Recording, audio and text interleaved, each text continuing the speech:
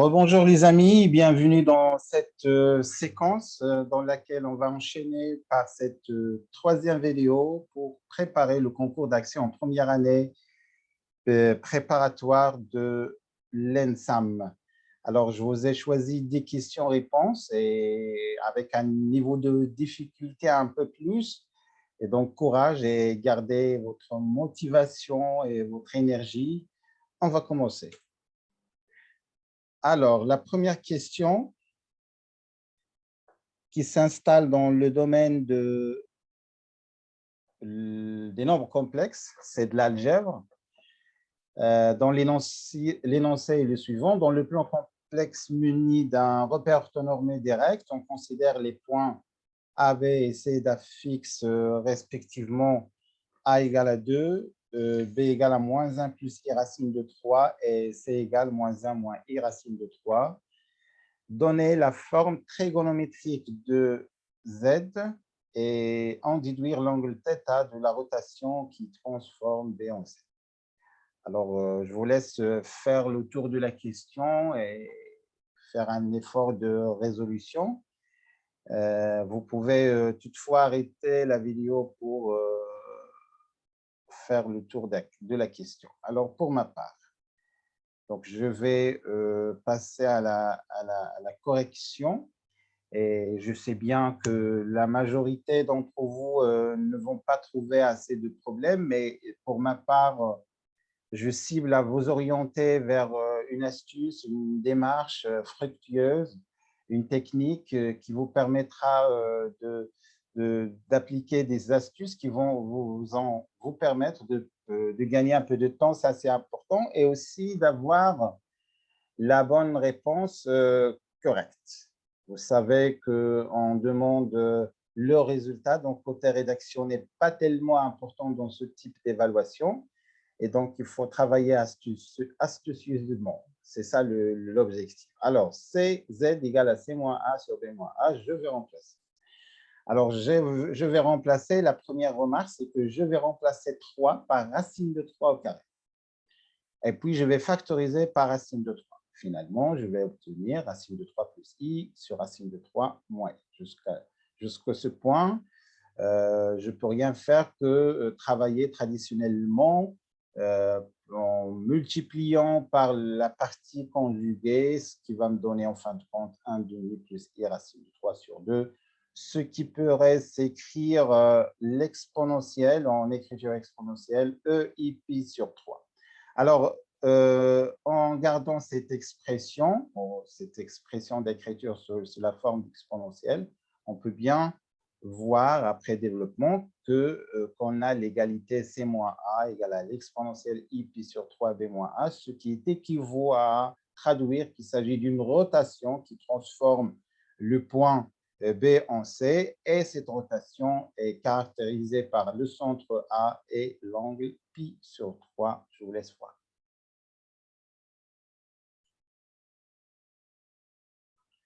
Pour la question suivante, résoudre dans R l'équation 3 à la puissance cosinus de x plus 3 à la puissance cosinus pi moins x plus 1 inférieur ou égal à 2 racines de 3. Alors, l'idée que je vais travailler avec est la suivante.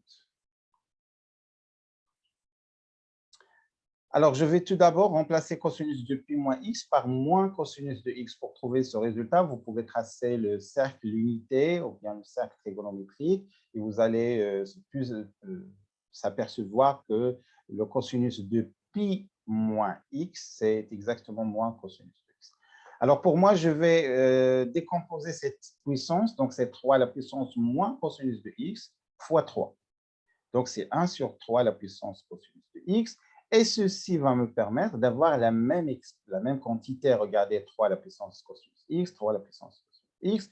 Je vais développer, pas de problème, puisque la quantité elle est strictement positive, et donc je peux multiplier par les deux membres de l'inégalité sans changer de direction. Et donc, on trouve, en posant y égale 3 à la puissance cosinus x, on se ramène à un trinôme de second degré. Mais cette fois-ci, on a plus, il s'agit bien d'une identité remarquable, donc qui est équivalente à y moins racine de 3 au carré inférieur ou égal à 0. Donc, ce n'est pas possible, sauf pour le cas y moins racine de 3 égale à 0, parce qu'on a trouvé une quantité négative, positive qui s'avère négative.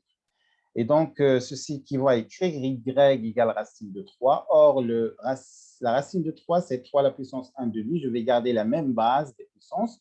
Finalement, 3 à la puissance cosinus x égale à 3 à la puissance cosinus pi sur 3, ce qui donne que x égale à pi sur 3 plus 2kpi, ou bien moins pi sur 3 plus 2kpi. La traduction familière des équations trigonométriques, finalement, on va trouver plus ou moins, attention ici c'est plus ou moins pi sur 3 plus 2kpi, attention, ça c'est un point de virgule, avec k appartient à z. Attention, les solutions sont demandées dans R, c'est pourquoi on a écrit avec k appartient à z. Question suivante qui s'installe dans le domaine de l'arithmétique. Sachant que 10 à la puissance 3 à la puissance n est congru à 1 modulo 27, quel que soit n appartient à n, déterminer le reste de la division euclidienne de 10 à la puissance 100 plus 100 à la puissance 10 par 27. Alors, même si vous êtes en série sciences expérimentales et techniques, la démarche elle est habituelle. Vous pouvez la revoir 2 fois, 3 fois pour l'adapter parce que parfois on se trouve face à des situations qui sont hors programme, mais du point de vue mathématique, ne présentent pas de difficultés. Alors, qu'est-ce que je vais écrire? Donc, 10 à la puissance 100, c'est 3 fois 33 plus 1. Donc, c'est 10 à la puissance 3 fois 33. Et donc, je peux appliquer la formule donnée par l'exercice. 10 à la puissance 3n. Cette fois-ci, n, c'est 33. Et donc, ça, c'est 1. Donc, 1 fois 10. Donc, le reste, ça, c'est le reste de cette division. Donc, il est inférieur à 27. Donc, c'est un reste. Et donc, finalement, 10 à la puissance 100 égale à 10 modulo 27, et congru à 10 modulo 27. Pour 100 à la puissance 10, cette fois-ci, on va écrire 10 au carré, donc ça va me donner 10 à la puissance 2. Je cherche toujours à me ramener à la formule proposée par l'exercice. Et donc, 20, c'est 2 fois 6 plus 2, il reste un 2, ça veut dire 10 à la puissance 2. Je vous laisse voir, finalement, je vais faire la somme pour trouver que c'est 110. Or, 110, c'est 4 fois 27 plus 2. Finalement, c'est 2, et ce nombre-là, c'est exactement le reste cherché.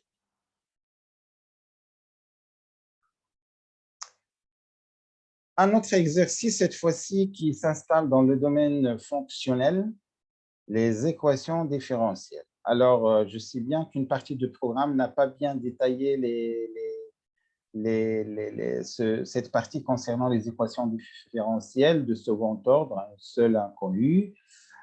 Sauf que la démarche classique qu'on sait, c'est comment trouver l'équation cartésienne d'une équation de second ordre avec second nombre nul. Hein. Mais c'est hors programme, j'avoue bien, mais je vais quand même vous détailler comment faire pour trouver. Alors, regardez la première phrase. Sachant que sinus carré est une solution de l'équation différentielle. Solution, ça veut dire une solution générale. C'est une solution générale. Question, déterminer la solution particulière. Donc, on est face à une autre solution qui s'appelle la solution particulière. Et puis, cette solution particulière est satisfait quelques conditions. On va les voir par la suite. Alors, je tiens à titre de rappel à signaler cette propriété. En fait, c'est un théorème si puissant que vous pouvez le garder toujours. C'est que la solution générale, c'est la somme de la solution particulière plus la solution de l'équation sans second membre, ce que j'ai noté par le sigle SSM. Regardez, je répète, c'est une propriété si puissante et qui est hors programme, et en fait, elle est pratique au moins. La solution générale égale à la solution particulière plus la solution sans second membre. Alors, résolvons tout d'abord l'équation sans second membre, à savoir y second plus 4y moins 2. Vous connaissez la démarche, on écrit, on traduit cette équation différentielle en équation algébrique dont les solutions par la méthode classique de discriminant va nous donner deux solutions réelles, à savoir moins 2 plus racine de 6 et moins 2 moins racine de 6. ce qui me permet d'avoir la solution classique, à savoir A l'exponentielle solution 1 fois x, B l'exponentielle solution 2 fois x avec AB dans R. Donc, d'après cette formule, alors la solution générale est égale à la solution particulière plus la solution sans secondement, ce qui me permet de voir l'expression de y. Or, on a des constantes à faire, à calculer, A et le B. A et le B. Alors, pour le B, je vais revenir à l'exercice. Regardez, tel que sa courbe passe par le point A0, racine de 2. Ça veut dire que l'image de 0, c'est racine de 2. Donc, y0 de 0 égale à racine de 2. Et ayant une tangente de coefficient des recteurs égale à 1, en ce point, ça veut dire que y0' au point 0 égale à 1. C'est ça la traduction de cette donnée. Et donc, ça va me donner moins 1 moins b égale à racine de 2. Attention, vous pouvez mettre plus a plus b, puisque a et b sont arbitraires dans R. Ça ne va pas changer grand-chose. Donc, la première, on a besoin de deux équations. La première, c'est a plus b égale à moins racine de 2, si vous voulez racine de 2. Et je vais traduire la deuxième condition par a facteur de moins 2 plus racine de 6, moins 2 plus moins racine de 6b égale à 1. Et je vous laisse chercher, c'est un système à deux inconnues dont la démarche de résolution est classique. Vous pouvez trouver le A et le B, mais ne tardez surtout pas à trouver la bonne réponse et sans faute. Voilà, donc on va passer à la question suivante qui s'installe dans l'algèbre, dans la logique cette fois-ci, le domaine de la logique. Un chapitre que vous avez vu en première année baccalauréat. Répondre par vrai ou faux, c'est la proposition Q, la négation de la proposition P, hein, la négation. Alors, n est pair, n est impair. Elle est vraie, oui, parce qu'on peut subdiviser les nombres entiers naturels en deux parties. Un nombre qui n'est pas pair, elle est forcément impair. Ou bien réciproquement, un nombre qui n'est pas impair, alors il est forcément pair. Deuxième question, deuxième proposition, f est pair, alors f est impair. Non, parce qu'il se peut bien qu'on peut avoir des fonctions qui ne sont ni paires ni impaires. Et donc, la réponse est faux. Hein, faux, voilà. Troisième proposition, ou bien assertion, ou bien phrase logique. Ali et Meknassi, Ali et Casablanca. Ça n'a pas de sens logiquement parce qu'il n'y a pas que Meknès et Casablanca, il y a aussi Agadir, Oujda, Efes, Tanger également, Hérat. Donc, il est fausse, bien évidemment.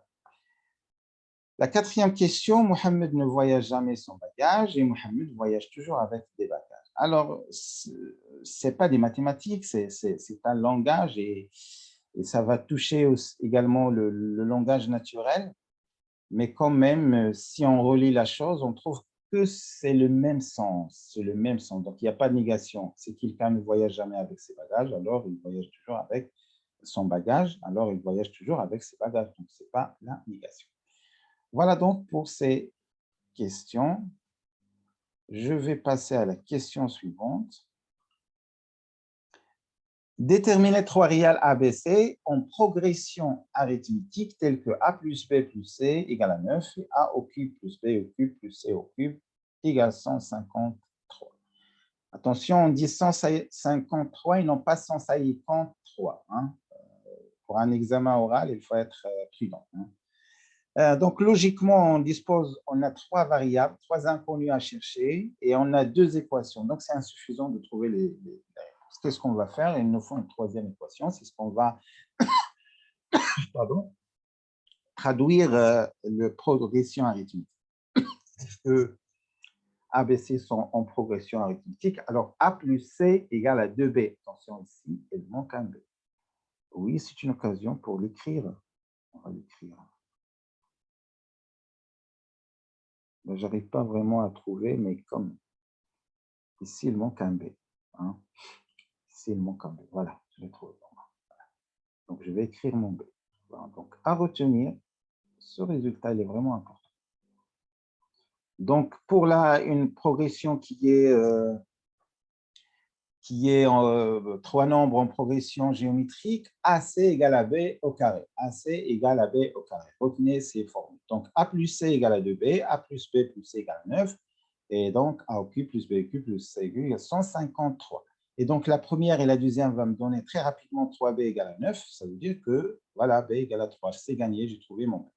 Donc, il me reste A plus C égale à 6. Et donc, A au cube plus B au cube plus C au cube, c'est 153. Je vais travailler astucieusement. Donc, je ne vais pas me casser la tête et perdre du temps en cherchant. Le 6, ça veut dire quoi? Ça veut dire que c'est 1 plus 4, ou bien 3 plus 3, ou bien 1 plus 5. Ce sont les cas possibles. Or, ici, regardez, on a un nombre impair. Ça veut dire pour avoir un nombre impair, on ne devrait pas, par exemple, trouver les A et C. Non, c'est un nombre qui est en 9. Oui, c'est un nombre impair. Donc, A plus C, c'est un nombre impair. Et donc, il faut baser sur le seul cas qu'on a, c'est le 3, et bien le 1, 5. Si on remplace par 3, A3 plus B3 plus C3, c'est-à-dire 3 au cube plus 3 au cube plus 3 au cube, ça ne va pas me donner 153. Et si j'essaie avec 1, 3, 5, je vais trouver la solution. Donc, attention à ne pas perdre le temps pour pouvoir travailler classiquement pour trouver les solutions. Il faut parfois travailler astucieusement.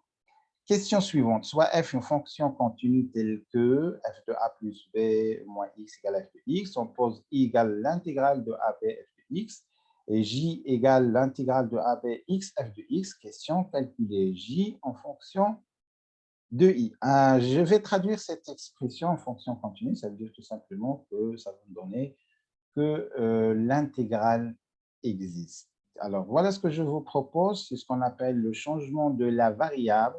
Et je vais commencer par l'intégrale j. Alors, je vais poser petit t égale à 1 plus b moins x, ce qui équivaut à écrire x égale à a plus b moins t.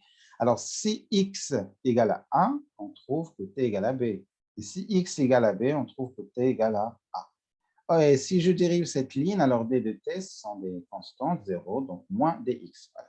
Donc, cette intégrale, c'est moins l'intégrale a, en fait, BA de a plus b moins t, f de a plus b moins t. Or, on sait que f de a plus b moins t, c'est f de t.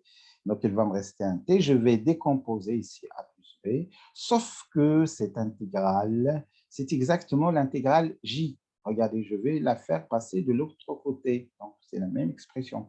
On appelle ça les variables muettes. Ça veut dire l'intégrale de x f de x d de x, c'est exactement l'intégrale de z f de z d de z, l'intégrale de h f de h d de h. Donc, la variable ne change rien. Donc, c'est 2j égale à a plus b, l'intégrale de i, finalement, a plus b sur 2.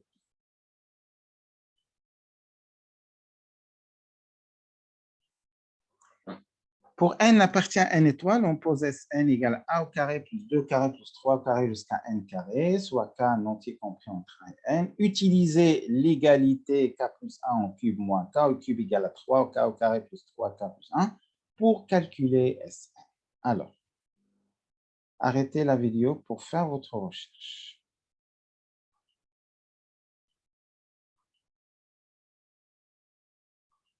Alors, qu'est-ce que je vais faire? Je vais profiter tout simplement de la différence. Je vais écrire cette expression, d'une part pour k égale à 1, pour k égale à 2, pour k égale à 3, pour k égale à 4, attention, jusqu'à n-1, jusqu'à n-1 et non pas jusqu'au n. Pourquoi? Vous allez voir que je devrais m'arrêter à n à la puissance 3. Et donc, si je fais la somme, je vais avoir des simplifications. Et ces simplifications, donc regardez, ça va me rester 1 tiers n au cube moins 1, moins, attention, 1 plus 2 plus 3 plus 4 jusqu'à n, c'est n facteur de n plus 1 sur 2. Mais 1 jusqu'à n moins 1, c'est n moins 1 fois n sur 2. C'est ce qu'on a écrit ici. Ici, on a une répétition de 1 sur 3. Combien de fois? Combien de fois? Combien de fois? Ça veut dire, souvenez-vous de l'expression que j'écris souvent, c'est n moins p plus 1. N est le dernier terme, p est le premier, plus 1. Alors, le dernier, c'est n moins 1. Le premier, c'est 1. Et donc, c'est n moins 1 moins 1 plus 1. Regardez, c'est ce que j'ai écrit dans ce cadre en haut à droite. Le voilà. Ça ne va pas. Voilà, c'est ici. Et donc, le reste, c'est un calcul à assurer. Donc, finalement, on va trouver cette expression, mais vous pouvez la prendre par cœur. C'est n facteur de n plus 1, 2n plus 1 sur 6. Question suivante, soit x1, x2, x3, les racines de trinôme, de l'équation d'ordre 3, x au cube plus 2x moins 1 égale à 0. Question, calculer grand X qui égale à la somme des cubes des racines. Alors, qu'est-ce qu'on va faire?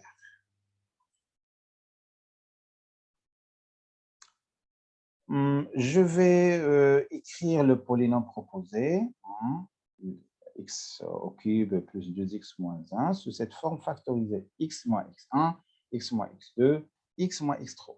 Hein. Alors, pour x moins a, x moins b, toujours c'est x moins la somme, c'est-à-dire a plus b, x1, plus le produit, c'est ça ce que je fais souvent. Regardez cette ligne. Regardez cette ligne. Donc, toujours quand j'ai, donc sans perdre de temps, alors c'est x moins x1, facteur de x moins x2, c'est x carré moins la somme, x plus le produit, sans perdre de temps. Le reste, je développe. Et donc, je vais trouver que x1 plus x2 plus x3 égale à 0. Le produit, c'est 1 et x1, x2, x1, x3, x2, x3 égale à 2. Or, voilà une formule à prendre par cœur, on ne sait jamais. A plus B plus C au cube, c'est A au cube plus B plus C au cube, plus 6AB, C, plus 3AB, regardez la somme, produit la somme, produit la somme, produit de... Et je fais un tour AB, et puis AC, et puis BC. Hein. Donc, cette formule, il faut la prendre par cœur, bon, ce n'est pas difficile, la logique, elle est claire. Et donc, je vais prendre cette première ligne, je vais la prendre au carré, au cube, pardon, donc ça, et je vais appliquer cette identité remarquable pour trouver que c'est 3x1, x2, sauf que je vais remplacer le x1 plus x2 d'après cette x1 par moins x3. Et donc, l'autre aussi par moins x1, moins x2.